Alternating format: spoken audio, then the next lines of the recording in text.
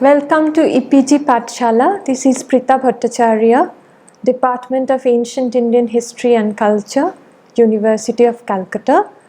Today we'll be dealing with the paper on social and cultural history of India, and we'll particularly focus on the issue of untouchability in early India. We'll be talking about the origin of this institution and how it became more pervasive in the early medieval period.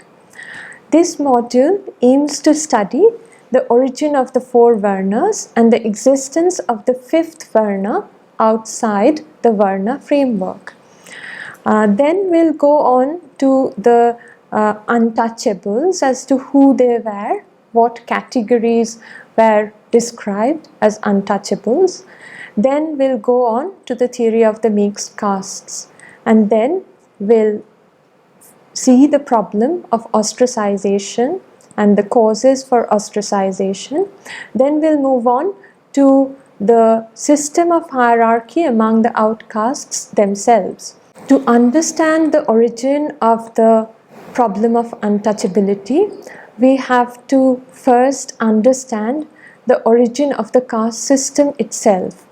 The mythological explanation of the caste system has been traced to the late portions of the Rig Veda in the Purusha Sukta hymn, and here it has been explained that the primeval being, the four Varnas, actually emanated from the primeval being, and it is only in the later Vedic period that the Varna system with its taboos and restrictions effectively emerged. But we have to understand that outside this fourfold Varna system, there existed other social groups also. Those other social groups would often controversially be designated as the fifth Varna and were relegated to the lowest rung of the social ladder. They were viewed in Shastric prescriptions as offsprings of Pratiloma unions, that is, a marriage between higher Varna female and lower Varna male, and were severely reprobated by the lawgivers. They were therefore at the receiving end of all types of social ostracization. Now we come to the question as to who were the untouchables and what were the groups that were ousted from the framework of the settled mainstream society. The caste system had invariably given rise to the question of untouchability and the isolation of certain occupational groups from the mainstream of the society. They were condemned to live outside the normal habitat of the Aryan people, and various terms such as Antya, Antyaja and Antyavasayin have been used, though they do not always have the same connotation, and whose contact came to be regarded as defiling. So now we come to the question of what were the indices of untouchability that we can glean from the Vedic texts. The early Vedic literature, several of the names of castes that are spoken of in the Smritis later as Antyajas occur. For example, we have the Charmanna, the Chandala and Polkasa, the Vidalakara and the Vasaf Balpuli corresponding to the Rajaka of the Smritis. But there is no clue that whether these groups formed occupational castes or whether they were viewed as untouchables from the very beginning. The only passage of the Vedic literature which contains some definite statement is in the Chandogya Upanishad, which mentions the Chandala, and the explanation is that a Chandala is born because they committed reprehensible acts in their previous births. However, all that can be legitimately inferred is that while the first three Varnas were commended, the Chandalas were looked down upon as the lowest on the social scale. Here we have no mention of the Asprishya, we have the Chandala as the only category. Both Panini and Patanjali regarded the Chandalas as Niravasita Shudras. Manu also declared that Pratilama castes are similar to Shudras in their dharma. Later, a distinction was made between Shudras and castes like Chandalas. Moreover, this list was being continuously freshly added to and reshuffled and reconstituted. The earliest occurrence of the term Asprishya, meaning untouchable, surfaces in the text Vishnu Smriti. So now we come to the question of what are the indices of untouchability in the post-Vedic period. In the Katyayana Sriti, Chandalas, Mlecchas and Parasikas are placed on the same level as Asprishya. The Mitakshara enumerates 7 antajas, namely Rajaka, Charmakara, Nata, Buruda, Kaivatta, Meda, Villa. Furthermore, it distinguishes between 2 groups of antajas, the one already enumerated and the other called Antavasayin, which included the Chandala, Swapaka, Kshatri, Suta, Vaidehaka, Magadha and Ayogabha. In the early medieval society, the rules regarding untouchability were further systematized and elaborated. The causes of untouchability were given. The causes were like you become untouchable by birth or by the pursuit of improper and impure occupations, by being guilty of certain acts which were prohibited or were regarded as sins, by adherence to heretical sects, and by certain physical impurities. In case of the antajas, who were associated with a low level of culture and with such occupations as were considered to be filthy or impure, it was regarded as arising by birth. In the early medieval society, some Smritikaras thought that only Shudras of inferior types were untouchables, but others extended the observance of the practice of untouchability to Shudras in general, prescribing different means of purification. Under these circumstances, the traditional view that a person could take food from a Shudra who was his slave, his cowherd, his family friend or his sharecropper was modified by some and even rejected by others.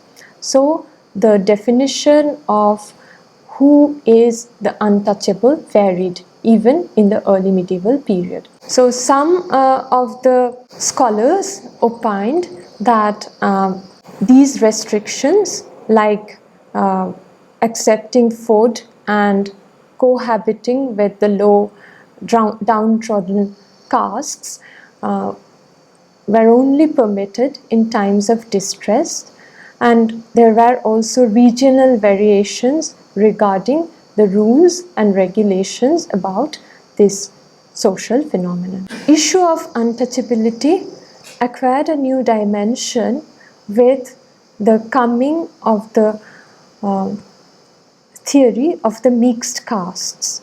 It was the concern with ritual status which led to the theory of mixed castes or Varna Shankara, or castes which were looked down upon as ritually impure.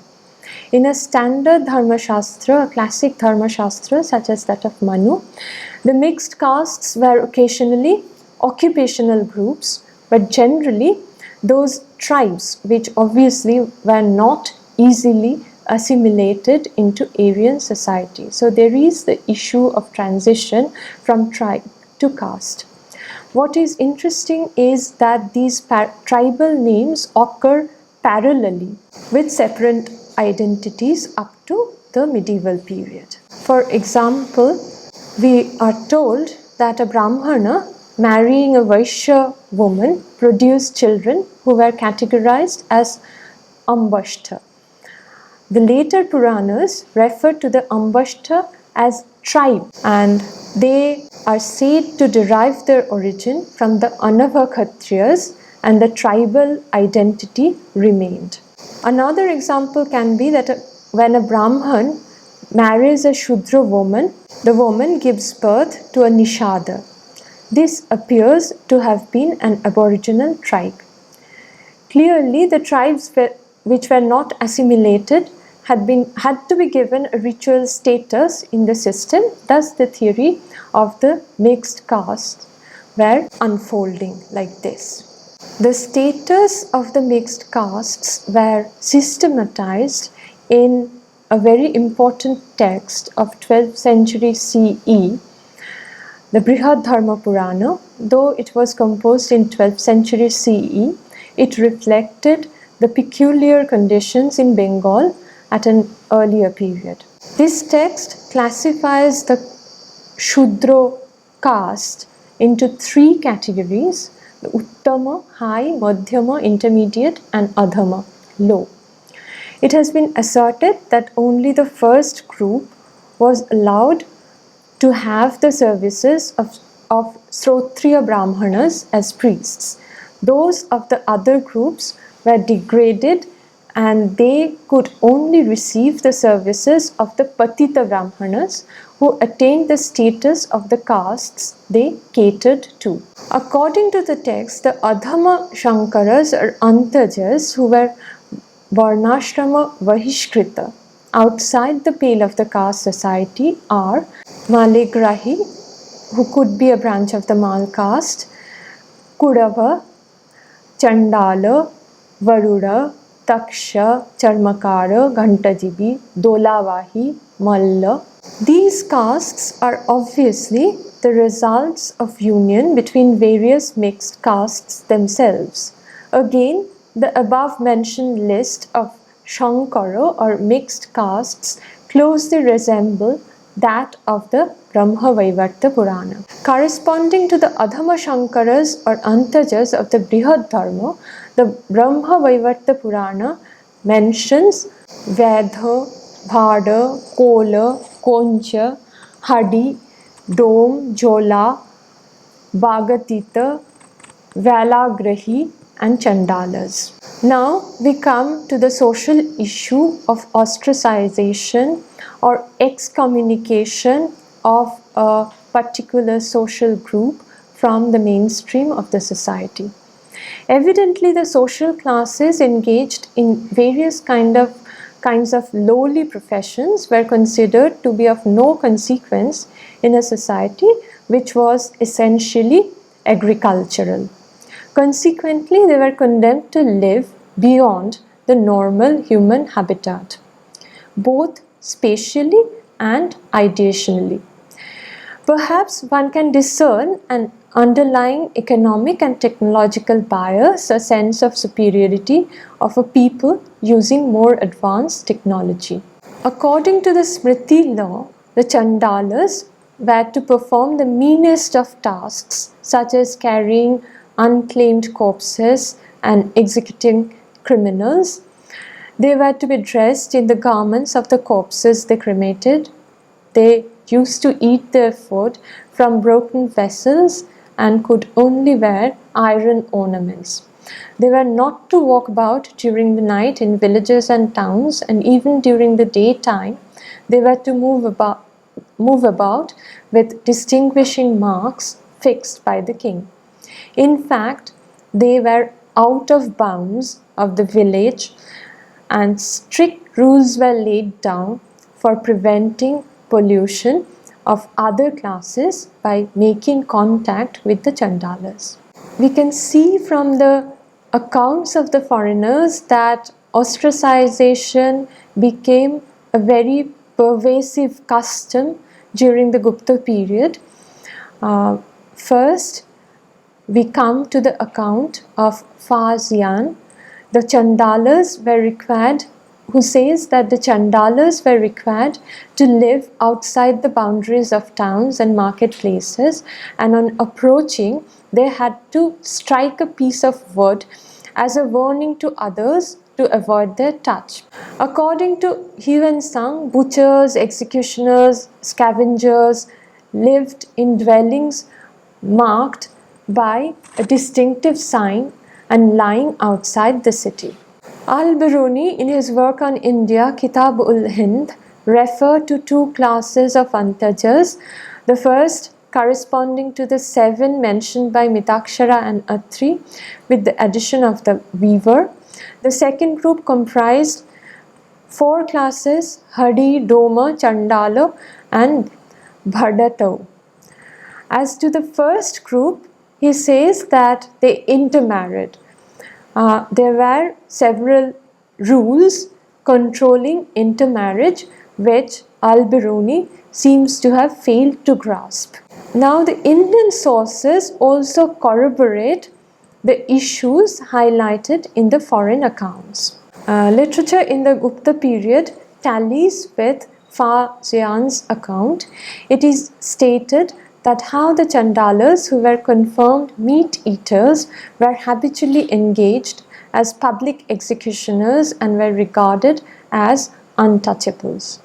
So, meat eating was specially associated with the people who pursued lowly professions like Domas, Chandalas and Koivartas. In the Kadambari of Bana, we find a Chandala girl who entered the king's audience hall and started to strike the pavement with a bamboo stick from a distance to attract attention.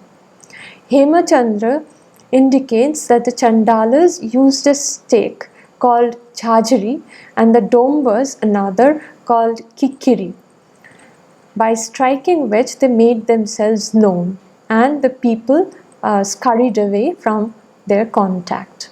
It may be noted that neither Manu nor Jaggavalka prescribed that the shadow of a Chandala was impure and caused pollution. Aparaka says that the shadow of a Chandala or Patita, if it falls on a man, is not impure. However, he also states that this rule is applicable only if he is at a greater distance from a man than the length of a cow's tail. Gradually, some smritis prescribed a bath for a Brahmana coming under the shadow of a Chandala. Mitakshara, which is a commentary on Yaggavalka, quotes a verse of Vyagrapada that if a Chandala or Patita comes nearer to a person than the length of a cow's tail, then the latter must take a bath. As regards public roads, Yagyavalka says that they become pure by the rays of the sun and the moon and by the wind, even when they were trodden upon by Chandalas. During the early medieval period, we can take note of the rigid rules which regulated this custom of ostracization. The Vishnu Dharma Smriti prescribes that if an untouchable deliberately touched a man of the 3 higher castes, he should be punished with beating.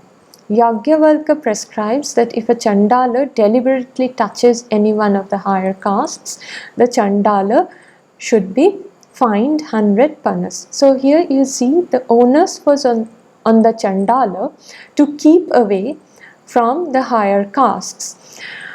As for the higher castes, elaborate rules were laid down if they by chance came into contact with the Chandalas, like if they drank from the wells and vessels of the untouchables, if they shared their food or had intercourse with untouchable women. But all of this could be washed away if they performed some kind of a penance. So the Chandala was punished and the higher castes got away with some penance or other. The rigid rules of ostracization continued into latish early medieval period. The Rajatarangini of Kalhana refers to the horrors of untouchability, and Kirti Komadi informs us that Vastupala, the governor of Cambay, constructed platforms and thus stopped the promiscuous mingling of all castes in shops. This shows that the rigid rules of ostracization were being enforced by the state and by the ruling authority. There is an anecdote that when the Tibetan monk Dharmaswamin traveled to India in the 13th century CE, he was at one time he fell into a stream and was carried away by the current, and he was calling for help when a person on the bank who was an untouchable could not help the monk because he was not supposed to come in contact with a person of the higher caste. But however, there were certain exceptions to the general rules and the regulations that articulated social distance could also be circumvented. Certain provisions were made in the Smritis by way of exceptions to the general rules about the untouchability of certain castes. Otri opined that there is no taint of untouchability when a person is touched by an untouchable in a temple, religious processions, or marriages, in a sacrifice, and in all festivals. Brihaspati also remarks that there is no fault and no kind of penance was needed if one came in contact with an untouchable at a sacred space, marriage, religious ceremonies, or in times of exigency. Smrityartha Sara even permitted the untouchables to enter temples. Buddhist monks would be preaching to untouchables, and more enlightened ascetics would give them instructions. Another important thing is that the untouchable dying in defense of Brahmanas, cows, women, and children were said to secure a place in heaven for their deeds. The Nirnaya Sindhu quotes a passage of the Devi Purana that expressly authorizes Antajas to establish a temple of Bhairava. The Bhagavata Purana says that the name of Hari, chanting the name of Hari, purified and Antavasyayin. The Mitakshara says that the Pratilama castes had the right to perform vratas. So now we come to the causes for ostracization and the origin of these practices. Various factors such as sinful acts like murder or theft, religious and ethnic prejudices, unclean and low occupations lay at the roots of the growth of untouchability. For instance, Manu prescribes that those who are guilty of Brahman murder or somebody who looted a Brahmin's house should be excommunicated and no one should have any contact with them. Moreover, persons have been treated as untouchables simply through religious hatred and abhorrence for heretical sects. Thus, the Buddhist Jains materialists like Lokayatikas and atheists or Nastikas were mentioned as untouchables. The followers of Kapila, Shaivas and Shaktas were also outside the Vedic pale, and so were the Pashupatas. Obviously, all those whose thoughts and actions were contrary to those of Brahmanism were branded as untouchables at a later period.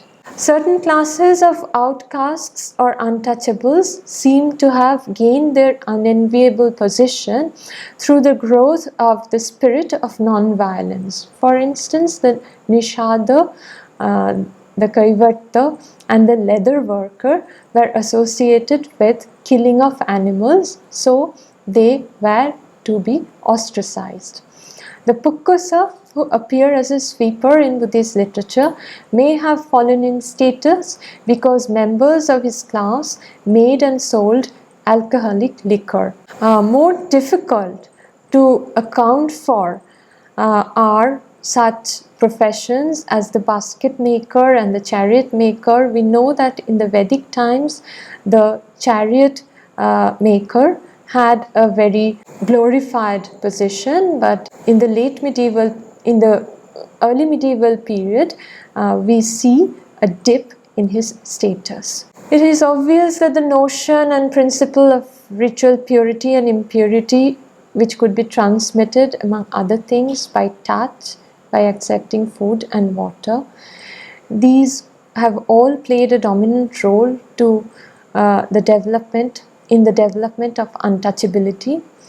The Laghu Ashchalayana Smriti enjoins that the Brahmana was allowed to accept certain food items from the untouchables, and certain food items were barred for the Brahmanas. Now, with the progress of time, we see that the untouchables or outcasts had their own system of gradation and their own system of hierarchy. By the beginning of the Christian era, the outcasts themselves had developed a caste hierarchy and had their own outcasts. For example, Manu mentions the Antyavasayin as a cross between a Chandala and a Nishada, and who was despised even by the Chandalas themselves. In later India, nearly every untouchable group imagined that some other group was lower than itself, and this stratification evidently began quite early. Another class of untouchable was the Mleccha, a word commonly used for foreign invaders of a different race and color. As an invader, he was hated, but once he had come into contact with Indian ways and customs, then his status could improve.